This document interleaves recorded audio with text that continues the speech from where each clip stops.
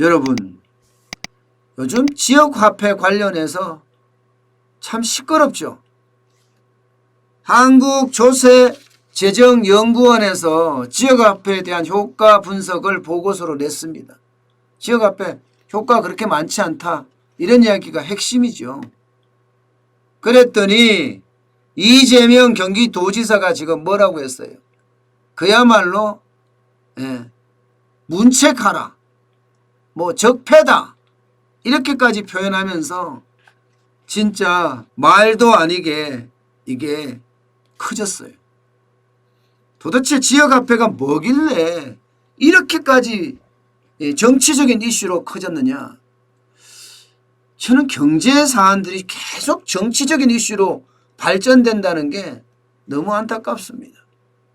지역화폐는 서울사랑 상품권이나 경기지역화폐나 강원상품권이나 뭐 세종여민전이나 이런 거 있잖아요. 이런 지역 가맹점 내에서만 쓸 수 있는 화폐, 이게 지역화폐입니다.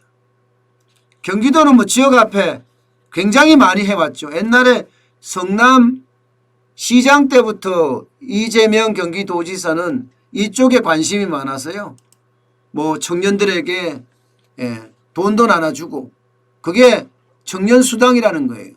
그러면서 이 청년수당, 그러면서 이게 하나씩 기본 시리즈로 발전해 갑니다. 그게 이재명 지사에게는 어쩌면 대선의 핵심 키워드입니다. 기본 시리즈가. 기본 시리즈가 기본 소득이 있고요. 기본 주택이 있고요. 기본 대출이 있습니다.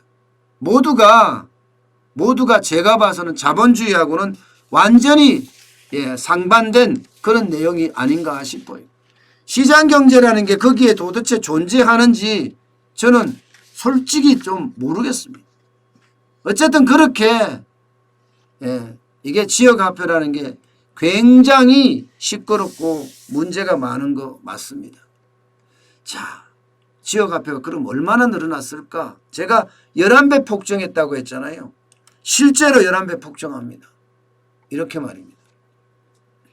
2016년에는요. 지역화폐 발행하는 게 겨우 53개밖에 안 됩니다. 그런데 1168조였죠. 1168조. 이게 2020년에는요. 9조 원이 됩니다. 9조 원이. 9조 원이. 아직 이래도 11배는 아니잖아요. 그죠? 229개 지역구 229개가 발행이 됐어요. 그런데 내년에 가면 15조 원으로 지금 지역화폐 발행이 예상되고 있고, 그렇게 예산이 편성이 돼 있어요. 그러면 11배입니다. 11배. 내년까지 갔을 때 말입니다. 이게 11배면요. 15조 원이면 15조 원이 적은 돈 같죠. 요즘은요. 조조하니까 이게 15조가 안 많은 돈처럼 보여요. 15조는요. 어마어마한 돈입니다. 어마어마한 돈. 실업급여 받는 사람들 한 달에 1조 나가잖아요. 1조. 그 정도입니다. 실업자가 엄청나게 많은데 그 많은 사람들이 실업급여 받는데 1조가 좀 넘게 나가요. 그러면 15조면 얼마겠습니까? 실업급여 전체 금액하고 맞먹는 금액이에요. 실업급여 전체 금액하고요. 그런데 그 돈들이 지금 계속 뿌려지고 있다, 이렇게 이야기를 할 수가 있는 거예요. 그러면 이 돈이 지역 경제에 도움이 되겠느냐? 제가 결론적으로 말씀을 드리면 지역 경제에 도움이 됩니다. 안 되지는 않습니다. 그러나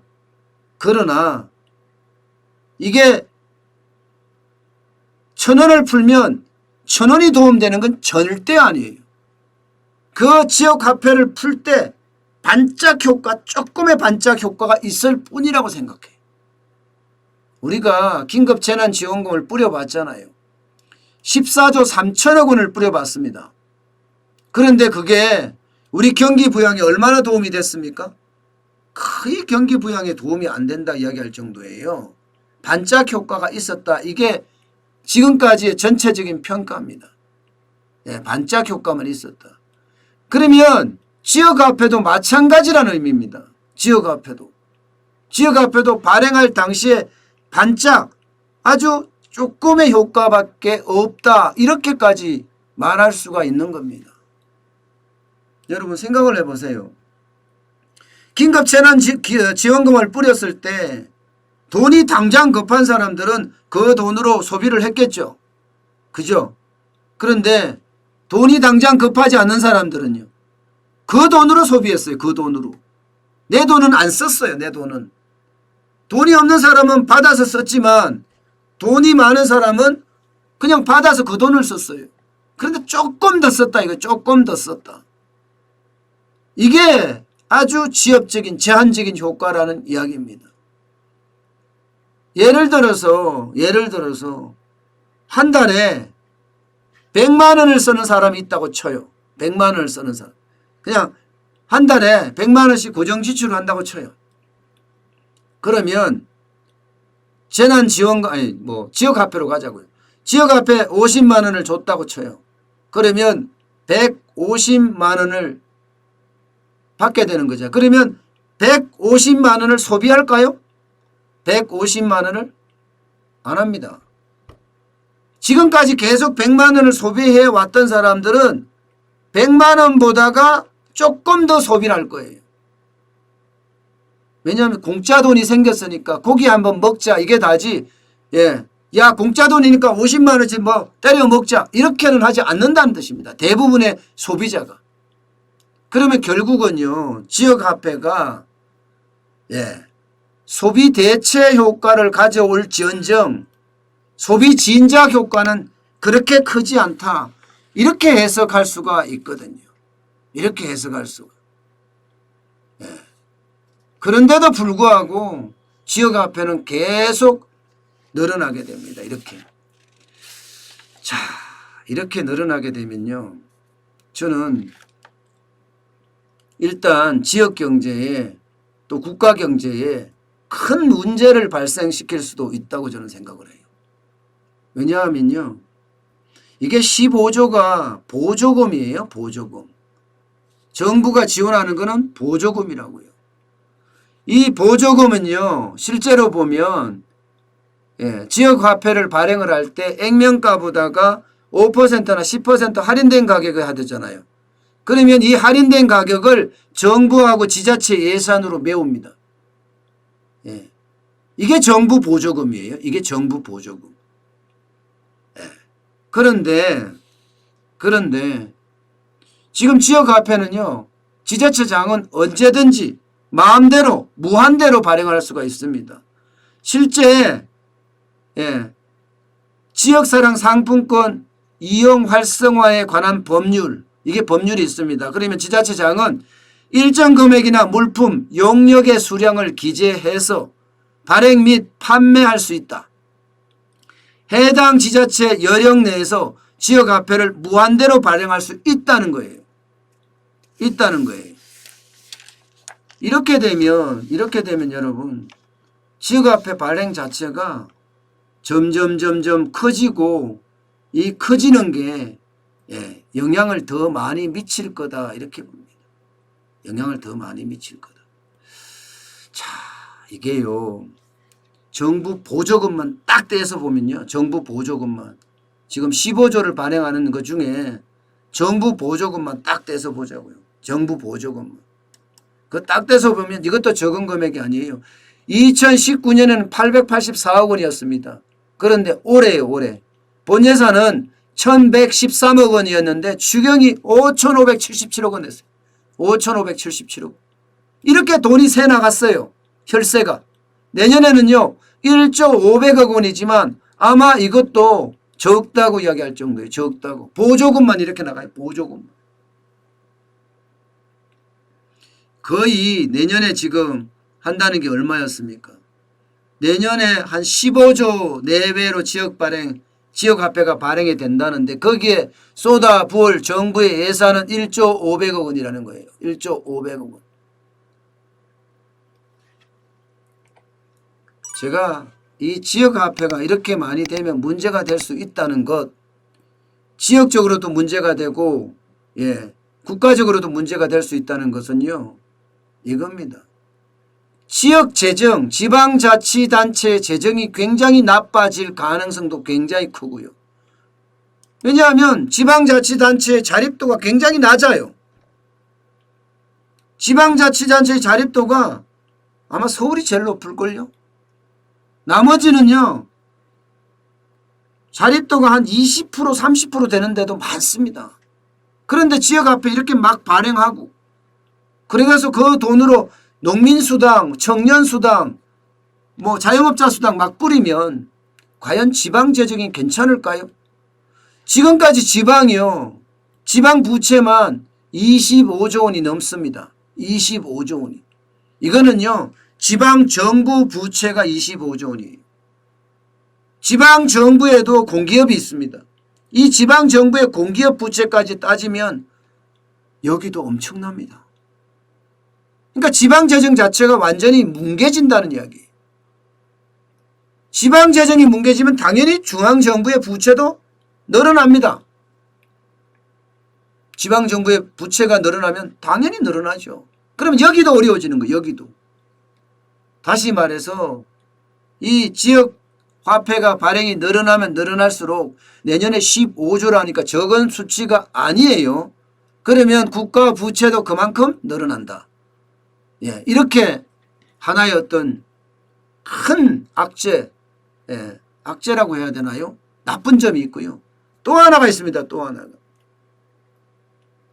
통화정책은 여러분 한국은행의 고유의 근원입니다. 통화정책을 두고 정부도 거기다가 무슨 말을 못하고요. 당연히 국회도 무슨 말을 못합니다. 한국은행 완전히 독립적인 기관이에요. 독립적인 기관으로서 국가 전체의 통화정책을 쓰는 게 한국은행의 본래의 모습입니다. 그런데 이게 지역화폐라는 게 뭐예요? 지역에서 지자체장이 임의적으로 발행하는 겁니다. 지역화폐라고 상품권이지만 이것도 통화량이거든요. 다시 말해서 정부의 통화정책에 심각한 영향을 미친다. 심각한 영향. 심각하다고 이야기해야 되나요? 지금 현재 7월 말 현재 광해 통화량이 3,077조니까 거기에 15조다. 이것도 굉장한 거죠. 적은 거는 아닙니다. 적은 거는. 마지막으로 세 번째 마지막으로 심각한 영향을 미치는 건 마지막으로 이게 포퓰리즘, 인기 영합주의가 보편화된다는 거예요. 그러면서 지역경제화폐를 점점 많이 찍어낸다는 거죠. 점점 많이 찍어낸다. 다시 말해서 절대 하지 말아야 될 경제가 또 정치를 만나는 꼴입니다. 경제가 정치를 만나면 거기에 남는 것은요, 빚과 그 다음에 아주 나쁜 권력밖에 저는 없는 것 같아요. 지금 이렇게 가면 똑같은 그런 현상이 맞아질 수밖에 없습니다. 저는 그래서 지역화폐 발행도 통화량에 분명히 포함이 되니 통화량의 어떤 증가에 포함이 안 되도록 한국은행이 관리할 수 있는 그런 방법도 있어야 되는 것 아니냐. 저는 그렇게까지도 생각을 해봅니다. 상품권은 지금 많이 발행하는 데가 어디예요? 중소벤처기업부잖아요. 온누리 상품권 있잖아요. 그거와 지역 화폐를 통합하는 것도 저는 방법이라고 생각을 해요. 그게 지금 한국조세재정연구원에서 제시한 내용입니다. 저는 거기에 100% 동의합니다.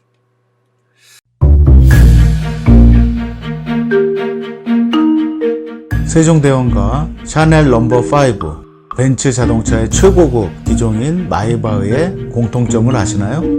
바로 침향입니다. 침향이란 동남아시아에서 자생하는 침향나무가 상처를 입었을 때 스스로를 보호하기 위해서 분비시키는 침향나무의 진액입니다.